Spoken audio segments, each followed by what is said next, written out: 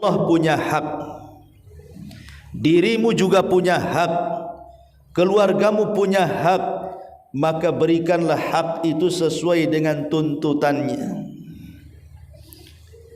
Artinya gunakan sepertiga untuk ibadah, gunakan sepertiga untuk kesehatan dirimu sendiri wahai Abu Darda, gunakan sepertiganya untuk hak keluarga. Maka sampailah perkara ini kepada Nabi SAW dan Rasul mengatakan sadaqa Salman, Salman telah benar.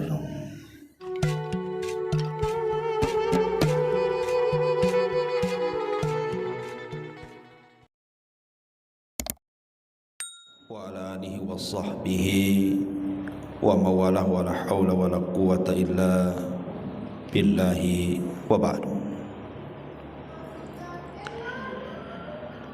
Alhamdulillah, segala puja dan puji hanya milik Allah subhanahu wa ta'ala. Salawat dan juga salam kita hadiahkan kepada Rasul kita Nabi besar Muhammad sallallahu alaihi wa ala alihi wasallam. Kita lanjutkan kajian kita, masih membahas kitab Minhajul Muslim, dan kita masuk pada pasal ke-6 tentang pembahasan akhlak, di mana di antara akhlak yang mulia yang harus dimiliki seorang muslim adalah sifat kasih sayang.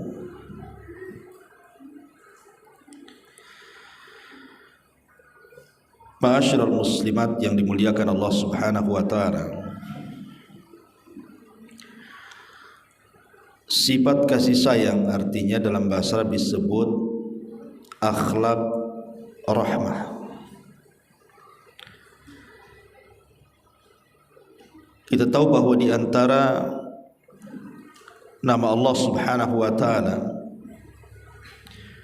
adalah Ar-Rahman dan Ar-Rahim.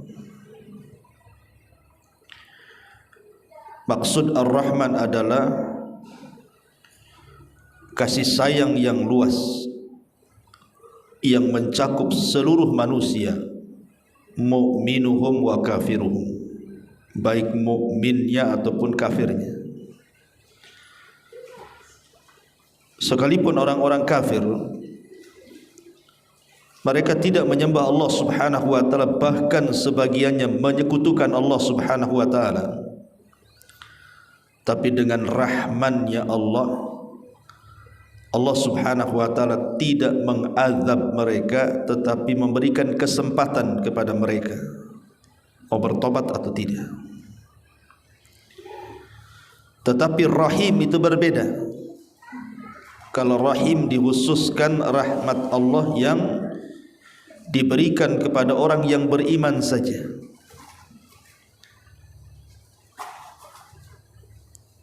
Ma'asyiral muslimat yang dimuliakan Allah azza wa jalla, dari sini bahwa kasih sayang itu adalah sifat Allah dan juga sifat yang diberikan kepada nabi-nabinya, termasuk nabi kita Muhammad sallallahu alaihi wasallam, wa ma arsalnaka illa rahmatan lil alamin. Tidaklah kami utus engkau wahai Muhammad kecuali dalam rangka menebar kasih sayang. Dan sifat kasih sayang atau sifat rahmat ini, Bu, terdiri daripada dua kalimat. Pertama ar-riqqatu wat ta'atuf, dan yang kedua al-ihsan. Riqqah dan ta'atuf itu artinya kelembutan hati. Kemudian yang kedua menebar kebaikan. Sebab kalau hati kita keras, tidak mungkin orang itu melakukan kebaikan. Hanya pemilik hati yang lembutlah yang bisa melakukan kebaikan. Makanya rahmat itu terdiri daripada dua kalimat tadi, kelembutan hati yang dengan kelembutan hati itu tergerak untuk melakukan kebaikan. Makanya kenapa kita disuruh untuk berdoa kepada Allah Subhanahu wa taala agar kita senantiasa dilembutkan hati kita, agar hati kita ini senantiasa dipenuhi dengan ketakwaan.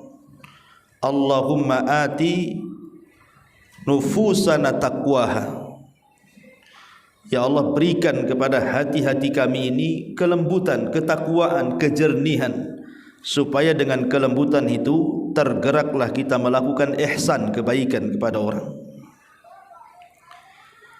Lihat, ketika Allah Subhanahu wa taala berfirman tentang sifat orang-orang kafir Quraisy, ara'aital ladzi yukadzibu biddin. Tidakkah kau lihat para pendusta agama itu? Ayat ini ada yang mengatakan turun kepada Abu Jahal, ada yang mengatakan turun kepada Al-Walid dan yang lainnya dari orang-orang kafir Quraisy. Walaupun secara akidah Al-Quran bahwa al-ibratu bi umumil lafzi la bi khususis sabab, bahwa sebuah pelajaran itu bukan karena khususnya sebab turunnya ayat, tetapi umumnya lafaz. Tapi kita bisa melihat bahwa kenapa orang-orang kafir Quraisy ketika itu dinyatakan sebagai para pendusta agama. Kemudian Allah rinci kenapa mereka dikatakan para pendusta agama. Ara'aita alladhi yukadzibu biddin fadzalika alladhi yadu'ul yatim wa la yahuddu ala ta'amil miskin. Karena di antara sifat mereka selalu menghardik anak yatim dan tidak mau menolong orang-orang fakir miskin. Apa penyebabnya? Penyebabnya karena mereka keras hati. Hati mereka keras, sehingga tidak tersentuh dengan kefakiran orang fakir dan keyatiman anak yatim. Kalau seandainya orang-orang kafir Quraisy dikala itu memiliki kelembutan hati, tidak keras hatinya, tentu mereka akan mudah mendapatkan hidayah. Tapi keras hati mereka itulah yang menjadikan mereka terhalang dari hidayah Allah Subhanahu wa taala. Begitu juga orang-orang Yahudi yang ada di kota Madinah. Sebab keras hati mereka dan tidak punya rahmat, bahkan sampai hari ini orang-orang Yahudi itu tidak punya rahmat. Mereka membunuh siapapun selain mereka, mereka anggap binatang seperti membunuh binatang.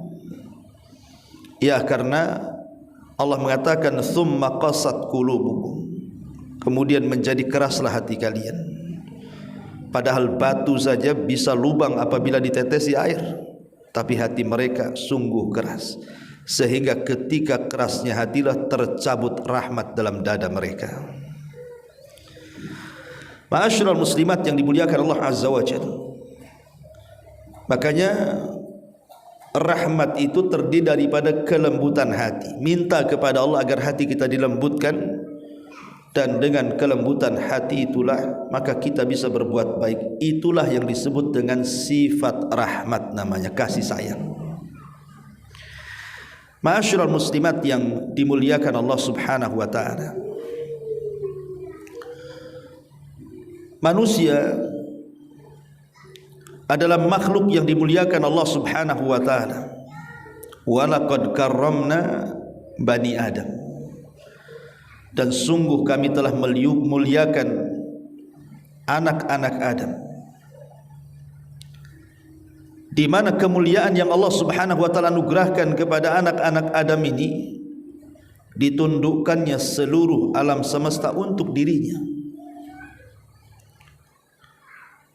Dan Allah Subhanahu wa taala anugerahkan kepada manusia itu sifat yang mulia selama mereka mau mengambilnya. Itulah yang disebut dengan sifat rahmat, sifat kasih sayang. Di mana sifat kasih sayang ini hanya dicabut dari orang-orang yang berbuat jahat, dan sifat kasih sayang ini hanya ditanam kepada orang-orang baik. Dan ajaran Nabi SAW sudah mengajarkan kepada kita bagaimana Nabi dengan syariat yang penuh dengan rahmat ini mengajarkan kasih sayang kepada kita. Kita disuruh untuk menyayangi segala sesuatu, bukan hanya bicara soal sesama manusia, sesama kaum muslimin. Bahkan kita diperintahkan untuk bersikap kasih sayang itu baik kepada tumbuh-tumbuhan, baik kepada hewan-hewanan, baik kepada hatta kepada musuh kita sekalipun orang-orang kafir. Tetap kita harus menanamkan sifat kasih sayang kepada mereka, tentu dengan batasan-batasan. Saya akan berikan contoh bagaimana sifat kasih sayang ini melekat kepada ajaran kita, ajaran Islam. Karena Al-Quran sendiri adalah kitab yang penuh dengan kasih sayang, di mana Allah Subhanahu wa taala mengatakan bahwa Al-Quran itu syifaun wa rahmah, ada obat dan ada kasih sayang di dalamnya. Dan Nabi SAW yang diutus kepada kita juga Nabi yang penuh dengan rahmat. Wa ma arsalnaka illa rahmatan lil alamin. Bahkan dakwah dan ajaran yang diajarkan kepada kita juga penuh dengan rahmat kasih sayang. Ma'asyiral muslimat yang dimuliakan Allah Subhanahu wa taala. Satu hari Salman Al-Farisi radhiyallahu anhu berjumpa dengan Ummu Darda. Dilihatnya Ummu Darda ini kurang berdandan dan kondisinya seolah-olah dia tidak punya pasangan, sehingga Salmanul Farisi radhiyallahu anhu memberikan nasihat agar Ummu Darda ini berdandan. Kau punya suami. Tetapi Ummu Darda mengatakan, ya Salman, inna Aba Darda laisa li fihi haja. Wahai Salman, buat apa aku berdandan? Suamiku Abu Darda itu sudah tidak menghendaki diriku.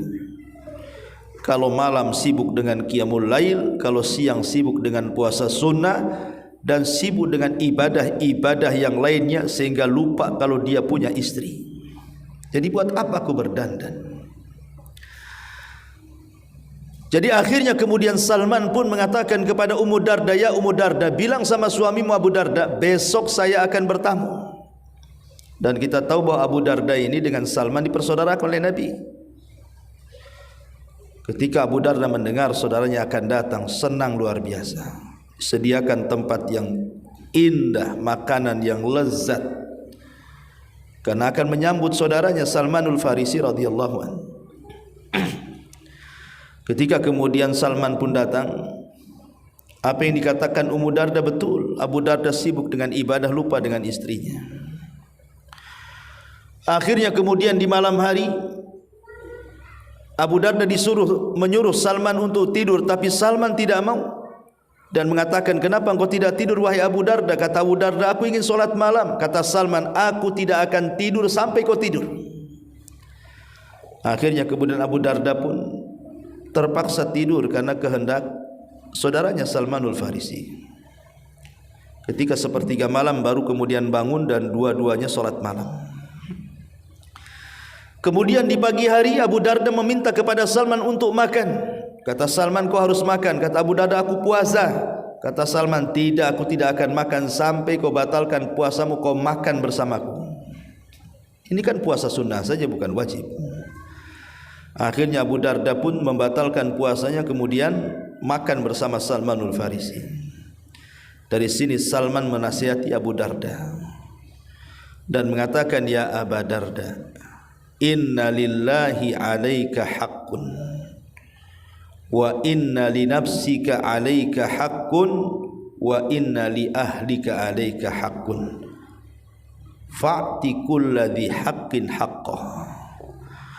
Kata Salman Al-Farisi radhiyallahu mengatakan, ya Aba Darda, Allah punya hak, dirimu juga punya hak, keluargamu punya hak, maka berikanlah hak itu sesuai dengan tuntutannya. Artinya gunakan sepertiga untuk ibadah, gunakan sepertiga untuk kesehatan dirimu sendiri wahai Abu Darda, gunakan sepertiganya untuk hak keluarga. Maka sampailah perkara ini kepada Nabi SAW, dan Rasul mengatakan, sadaqa Salman, Salman telah benar. Lihat bagaimana Islam mengajarkan kasih sayang, bagaimana Salman Al-Farisi mengajarkan kasih sayang yang merupakan ajaran Nabi.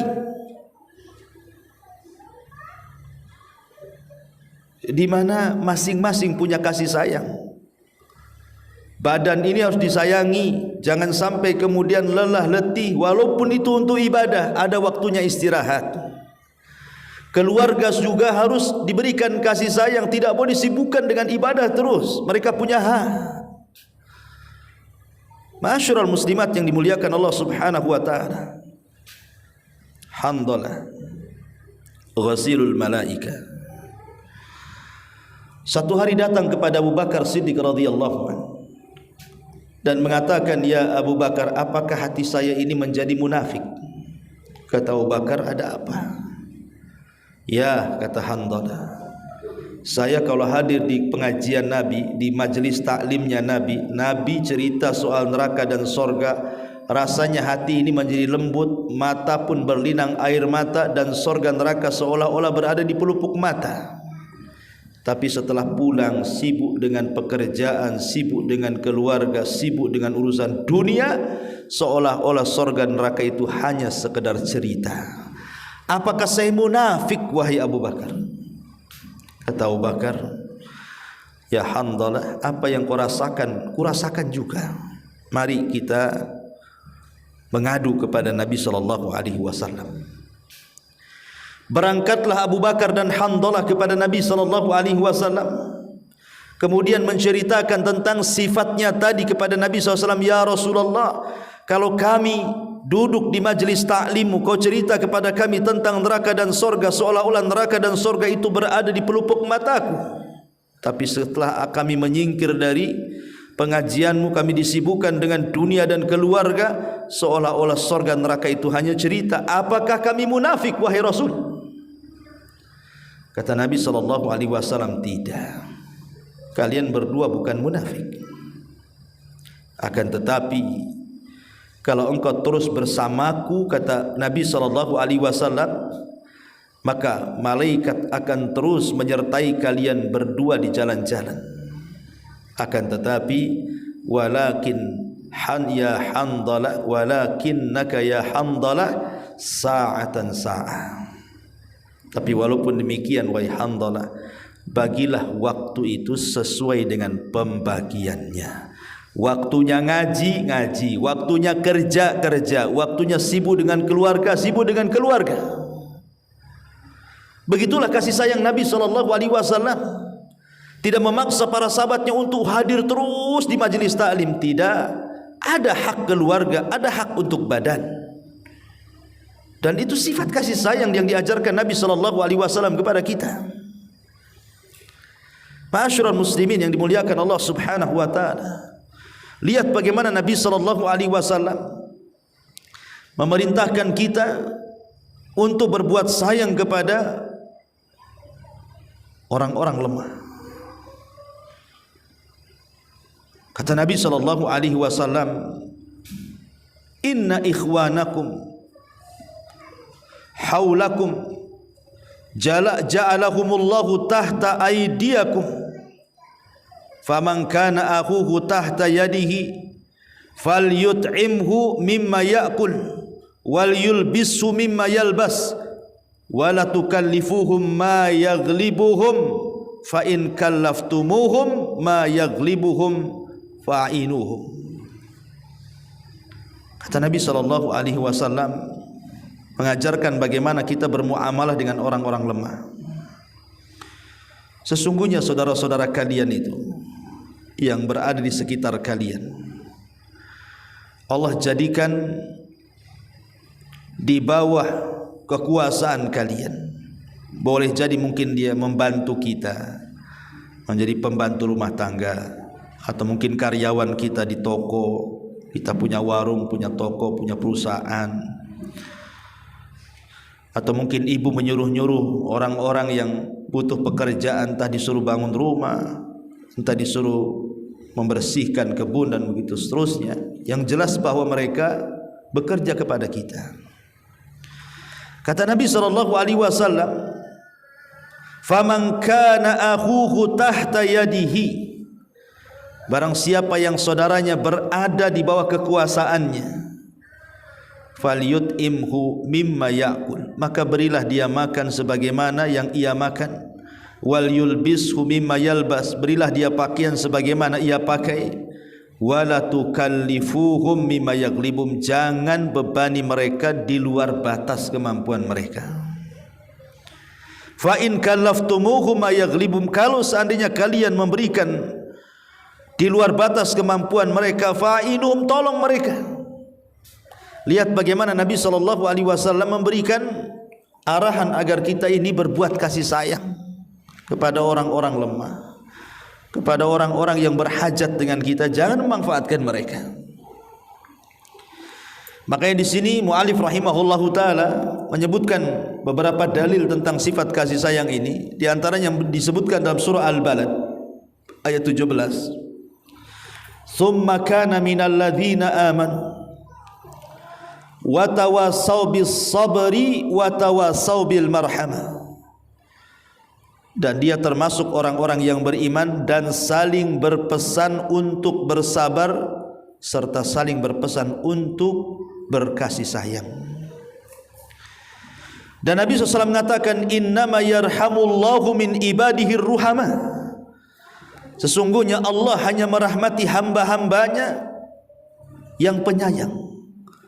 "Irhamu man fil ardi sayarhamukum man fis sama." Sayangilah sesiapa yang ada di bumi, maka zat yang akan di langit akan memberikan kasih sayang kepadamu. "Malam yarham la yurham." Sesiapa yang tidak menyayangi maka tidak akan disayangi. "La tunza'ur rahmatu illa min syaki." Dan kasih sayang tidak mungkin dicabut kecuali dari orang jahat. Salamah ibn Ashqa datang kepada Nabi SAW. Ketika itu Nabi SAW melihat cucunya Hasan dan Husain. Tiba-tiba Nabi menangkap Hasan dan Husain, merangkulnya, memeluknya, menciumnya. Salamah ibn Ashqa melihat pemandangan seperti itu heran dan mengatakan, "Ya Rasulullah, akulah punya 10 anak. Tidak satu pun kucium mereka," katanya. "Aku punya 10 anak ya Rasulullah, tidak pernah satu pun kucium mereka. Kenapa kau cium Hasan dan Husain?" Maka Nabi SAW mengatakan, "Jangan seperti itu wahai fulan. Irhamu man fil ardi sayarhamukum man fis sama." Sayangi orang yang di bumi, nanti yang di langit sayang kepadamu. Begitulah Nabi SAW mengajarkan kepada sahabatnya bagaimana bentuk kasih sayang. Sayang dengan orang tua, sebagaimana Allah Subhanahu wa taala mengatakan, "Rabbirhamhuma kama rabbayani shaghira." Ya Allah, rahmati keduanya sebagaimana keduanya sudah membesarkan kita. Ajaran Islam mengajarkan kita suruh sayang dengan orang tua kita. Bahkan kalau seandainya kita berbuat jahat, maka itu namanya durhaka, dan durhakalah dosa sebesar-besarnya dosa setelah kesyirikan kepada Allah Azza wa Jalla. Nabi SAW mengajarkan kasih sayang dalam keluarga. Kata Nabi SAW, "Khairukum khairukum li ahli wa ana khairun li ahli." Sebaik-baik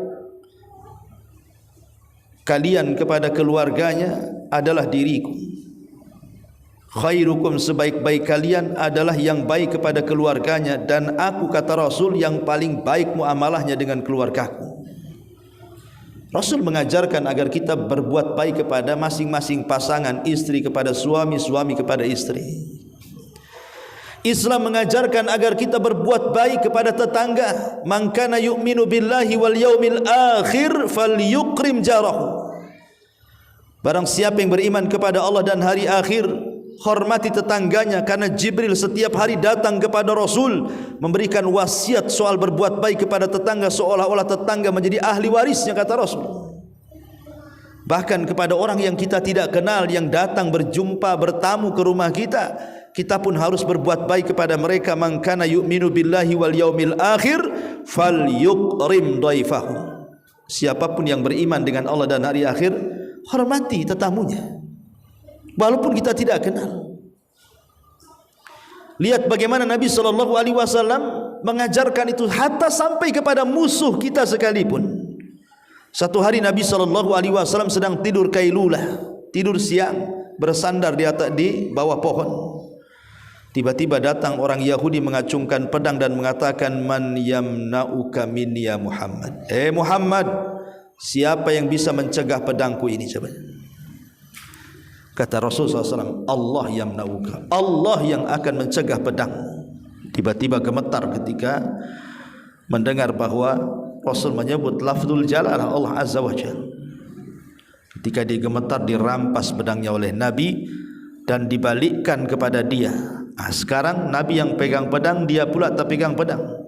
Kata Rasul, man yamna'uka minni. Sekarang siapa yang akan mencegah dariku, kata Rasul.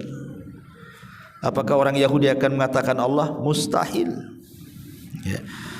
Sehingga kemudian dia mengatakan, kun khaira akhidin ya Muhammad, terserah engkau ya Muhammad. Maka Rasul mengatakan, baik, aku tawarkan sesuatu yang lebih baik lagi, masuklah ke agamaku. Tapi kemudian dia enggan dan tidak mau. Kemudian Rasul mengusirnya dan tidak membunuhnya. Begitulah sifat kasih sayang Rasul SAW kepada musuhnya loh ya. Bahkan ketika Fathu Mekah, Bu, itu kan Mekah dikepung tuh sama pasukan Rasul.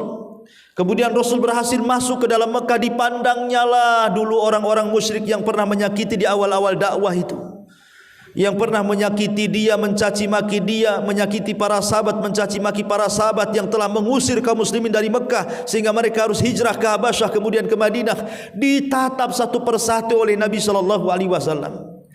Tapi Nabi itu bukan hendak meluapkan dendam. Bisa saja Nabi SAW balas dendam karena mereka sudah kalah.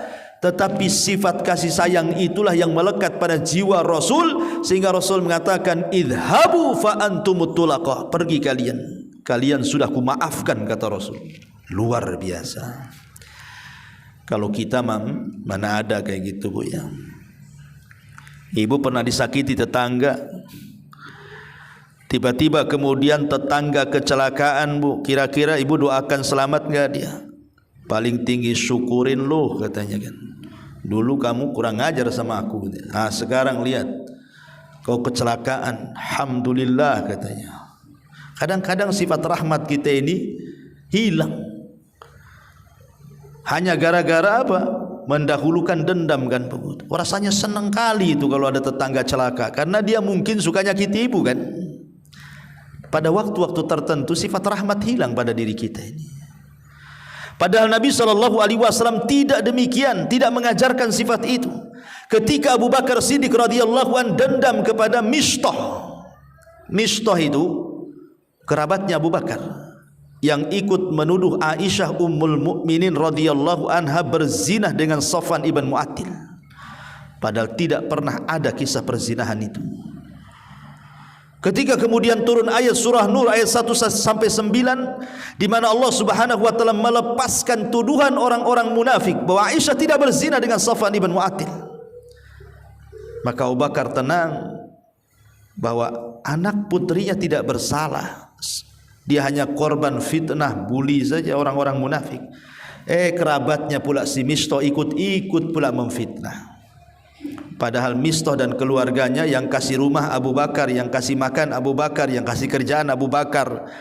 Kata Abu Bakar, setelah hari ini aku akan putus nafkahku kepada keluarganya si Mistah itu, katanya. Kurang ajar dia, masa dia menuduh putriku begini dan begitu, katanya. Tetapi Nabi datang dan menasihati Abu Bakar. turun ayat wala ya'tali ulul fadli minkum wasa'ah. Tidak boleh orang-orang yang punya keleluasan harta bersumpah untuk tidak membantu para fuqara walaupun mereka menyakitinya. Maka Allah mengatakan falyasfah falyafu wal yasfah, hendaklah maafkan dan berlapang dadalah agar Allah mengampuni dosa-dosamu. Awalnya Abu Bakar dendam, Bu, enggak mau ngasih sama sekali sama Mistah itu. Sama sekali tidak mau Abu Bakar itu membantu Mistah, kan udah kurang ajar masalahnya. Masa dikasih nafkah hari-hari kok ikut terlibat pula dalam kejahatan memfitnah putrinya. Ya dendamlah Abu Bakar, manusiawi kan. Tapi Rasul mengajarkan jangan. Tujuan kamu berbuat baik kepada Mistah kan agar kamu masuk surga. Lanjutkan berbuat baikmu, kata Rasul. Akhirnya Abu Bakar tidak jadi dendam, dihapusnya sifat dendam.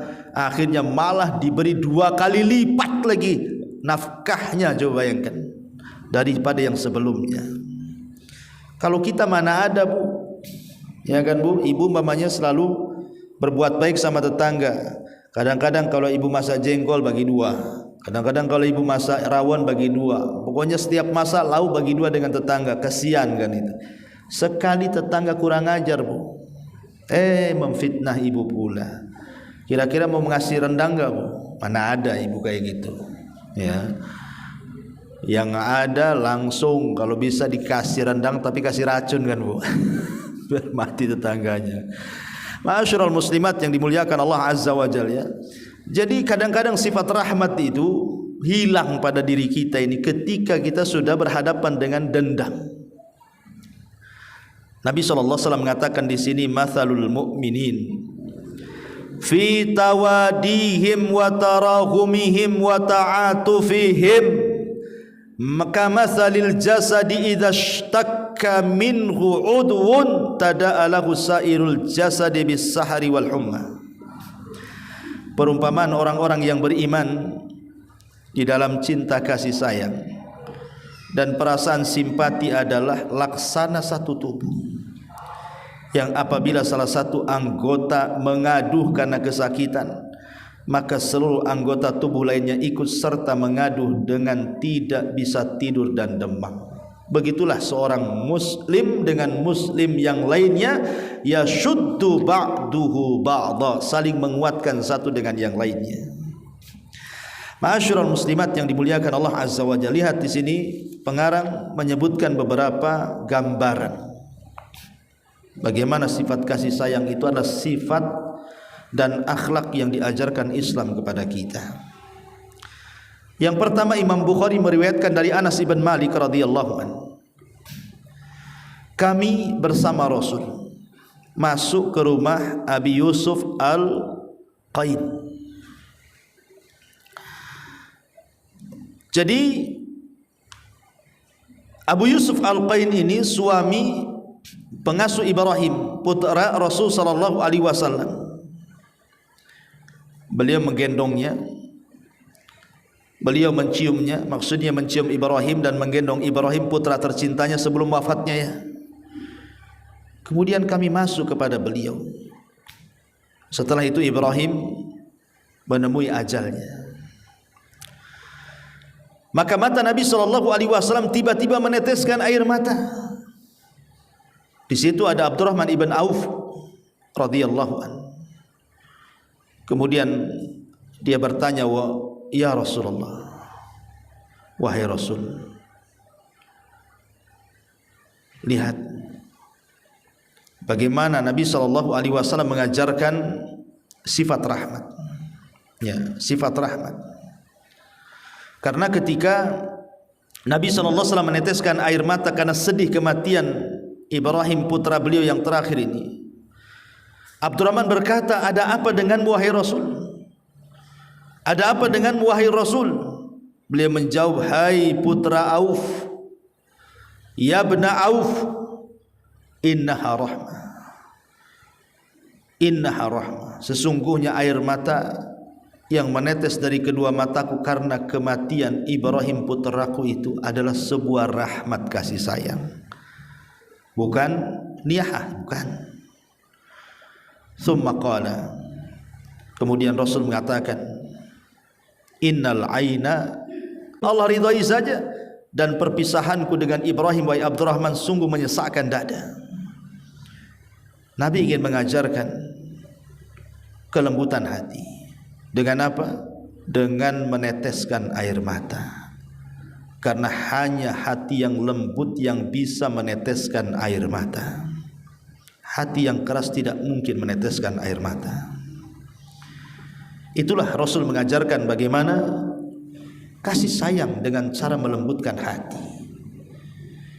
Kemudian Imam Bukhari meriwayatkan juga dari Abu Hurairah radhiyallahu anhu bahwa Nabi SAW bersabda, ketika seseorang laki-laki berjalan, kemudian dia didera oleh haus yang sangat bersangatan sekali.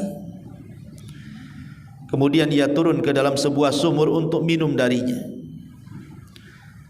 Kemudian dia keluar dan mendapatkan seekor anjing yang menjilat-jilat tanah lembab karena merasakan haus yang sama. Dalam riwayat bahwa yang masuk ke dalam sumur dan mengambil air kemudian minum dan memberi minum anjing itu seorang pelacur dari pelacur-pelacur Bani Israel. Akhirnya kemudian dengan susah payahlah dia turun ke sumur itu mengambil air. Setelah itu kemudian diberi minumlah anjing itu. Setelah nampak anjing itu minum, maka dia bersyukur kepada Allah Azza wa Jalla. Ketika kemudian dia dengan penuh keikhlasan memberi minum seekor anjing, maka Allah Subhanahu wa taala ampuni dosa-dosanya. Qalu, sahabat mengatakan, ya Rasulullah, wa inna lana fil bahaim ajran. Rasul, apakah ada pahala bagi kita dalam berbuat baik terhadap binatang? Maka Rasul mengatakan, fi kulli kabidin, fi kulli dzati kabidin ratbatin ajrun, kata Rasul.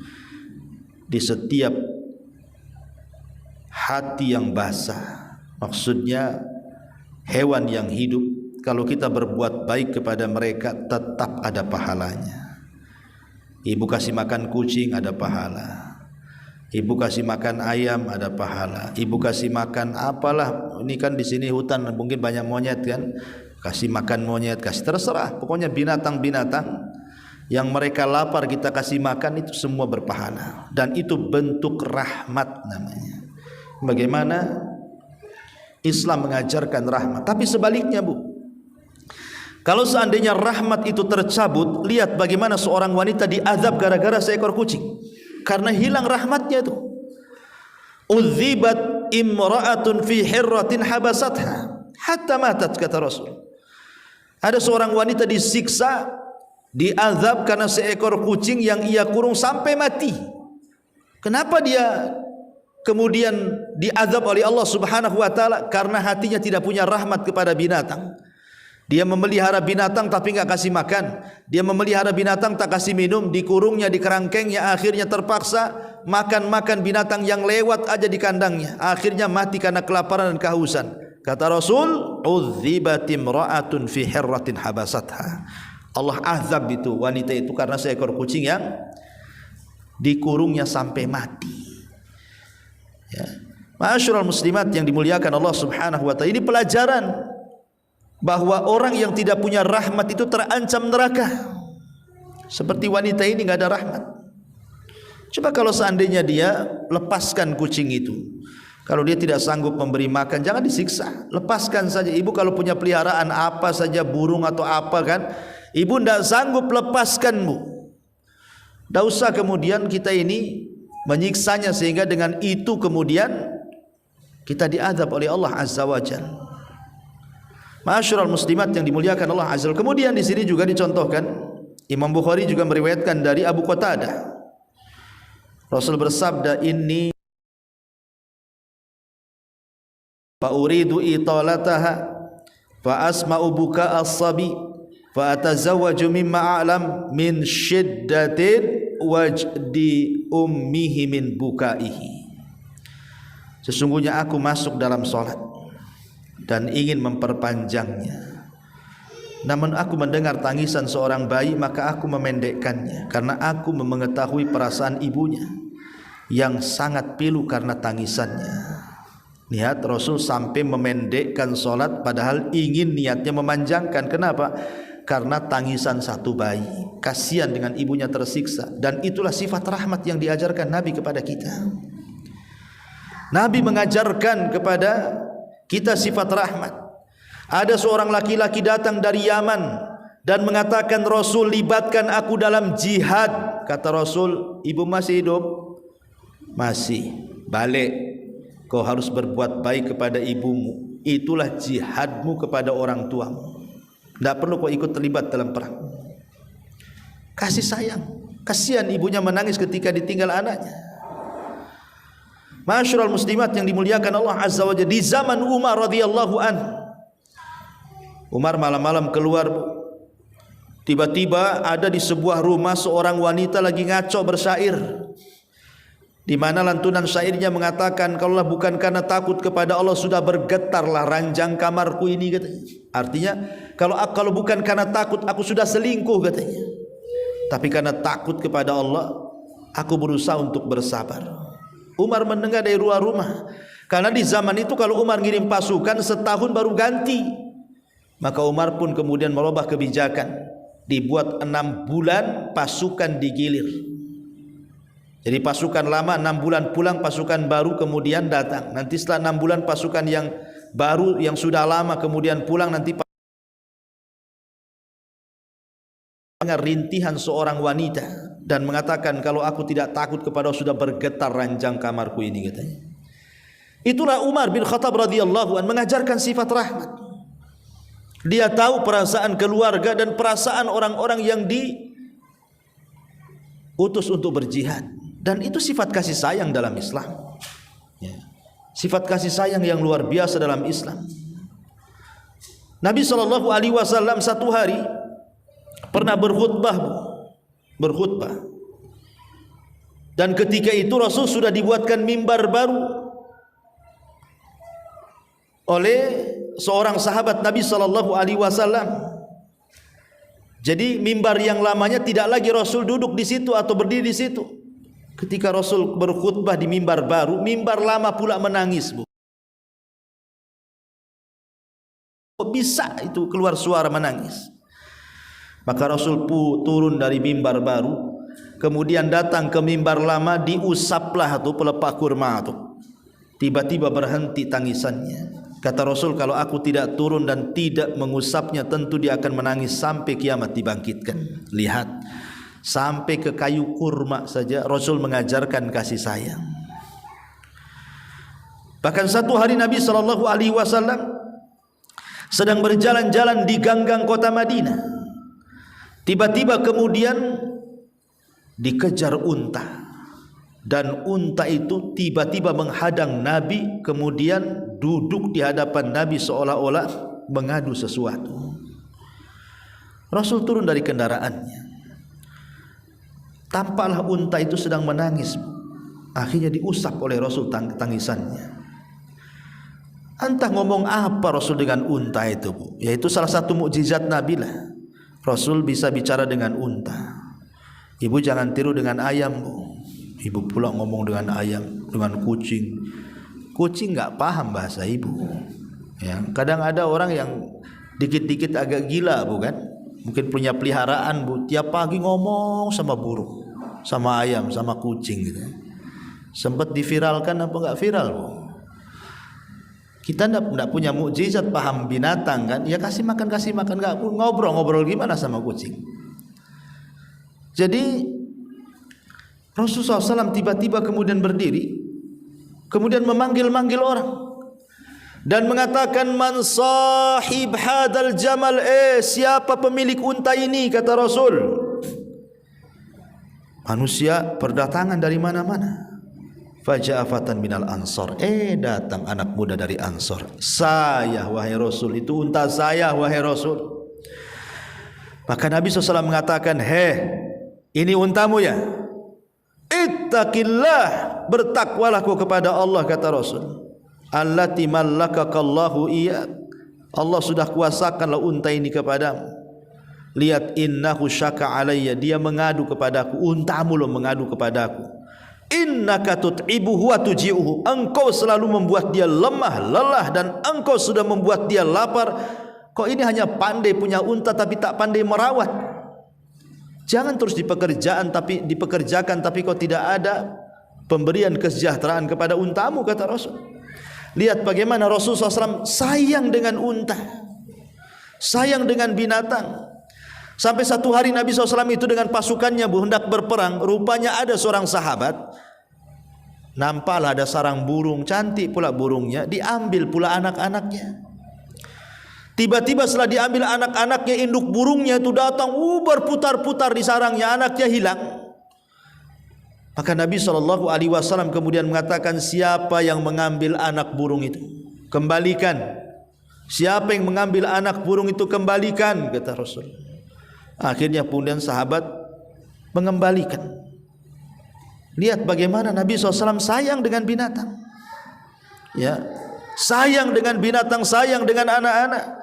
Satu hari ada sahabat kecil belum balik, namanya Abu Umair, putra daripada Abu Talha radhiyallahu anhu. Abu Umair dia adik daripada Anas ibn Malik radhiyallahu anhu, cuman beda bapa. Sama-sama anak bawaan lah bahasanya. Abu Umair anaknya Abu Talha, Anas kan anaknya Rumaisah Ummu Sulaim. Jadi Anas ini sayang dengan adiknya Abu Umair ini. Abu Umair ini masih kecil, belum balik, punya peliharaan burung, ya mungkin kayak kalau anak-anak dulu itu kan mungkin mainannya lah, mainan dia melihara burung. Kalau anak-anak zaman sekarang kan mungkin mobil-mobilan gitu ya, atau apalah mainan anak-anak tuh. Ya namanya anak-anak bu, tak pandai merawat burung, entah kecekik entah keinjak, matilah tuh burungnya tuh. Nangislah si Abu Umair ini. Itulah bu, kadang anak-anak ini dia sakitnya itu kalau mainannya itu hilang bu. Coba kalau anak kita ini punya mainan yang disayang, tiba-tiba rusak atau diambil kawannya, wah itu guling-guling kan bu, guling-guling. Kalau anak kita punya mainan diambil orang, oh itu marahnya luar biasa, sedihnya itu sampai ke situ bu, ya. Kayak ibu suaminya diambil orang kan sakitnya sakit kali kan bu. Jadi anak kecil tuh kayak gitu tuh, jangan sampai mainannya diambil orang, apalagi ini mainannya mati. Sedih kepikiran. Anas bin Malik radhiyallahu, lihat adiknya, kesianlah Abu Umair ini. Datang akhirnya kepada Rasulullah. Rasul, adikku sakit hatinya katanya, menangis tiap hari karena burung peliharaannya mati katanya. Maka Nabi SAW, karena Anas itu kan selalu di rumah Nabi jadi pembantu kan, jadi menceritakanlah kisah adiknya Abu Umair. Akhirnya Nabi SAW datang bu, takziah karena meninggal seekor burungnya Abu Umair. Ibu pernah takziah ada tetangga mati kucing? Mana ada, ya. Ibu datang ke tetangga, saya ikut bela sungkawa karena kucing ibu mati. Nabi SAW lihat takziah gara-gara kematian seekor burung. Coba, itu namanya sifat rahmat namanya. Dia ingin menghibur Abu Umair dan mengatakan, ya Aba Umair, ma fa'alan Nugair. Hei Abu Umair, apa yang dilakukan burung musi Nugair itu? Dia mengatakan, mati wahai Rasul. Lihat bagaimana Nabi SAW menanamkan sifat rahmat kepada anak-anak, sifat rahmat bahkan kepada musuh, bahkan kepada tawanan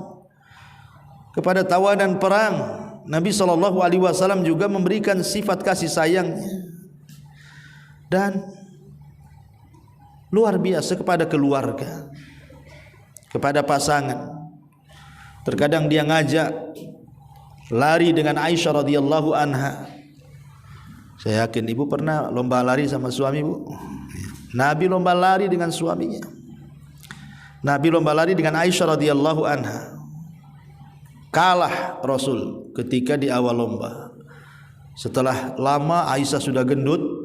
Aisyah, yuk kita lari, lomba lari. Namanya orang gendut, tak bisa lari. Kalah, kata Rasul. Sekarang satu-satu kita katanya. Dulu aku kalah, sekarang aku menang. Ya sebenarnya kalau dulu pun Rasul mau ya pasti Rasul menang kan gitu ya. Tapi kan Rasul sengaja istrinya biar menang, supaya dia senang, dan itu sikap kasih sayang. Ya, meminum dari bekas minumannya dan minuman Aisyah radhiyallahu, dan begitu seterusnya. Nabi SAW mengajarkan keromantisan dalam keluarga itu karena juga bentuk sifat kasih sayang. Ma'asyiral muslimat yang dimuliakan Allah Subhanahu wa taala. Dari sini kita tahu bahwa agama ini, agama Islam, penuh dengan ajaran kasih sayang. Nabi yang diutus juga, Nabi ajarkan juga dakwah penuh dengan kasih sayang. Wa in kunta faddan ghalidhal qalbi lan faddu min hauli. Kalau engkau keras, kasar kepada manusia, niscaya manusia akan lari dari dakwahmu. Wallahu alam. Inilah diantara akhlak yang sangat mulia dalam Islam, kasih sayang yang ditebar di tengah-tengah makhluk-makhluk Allah yang ada di bumi. Wallahu a'lam.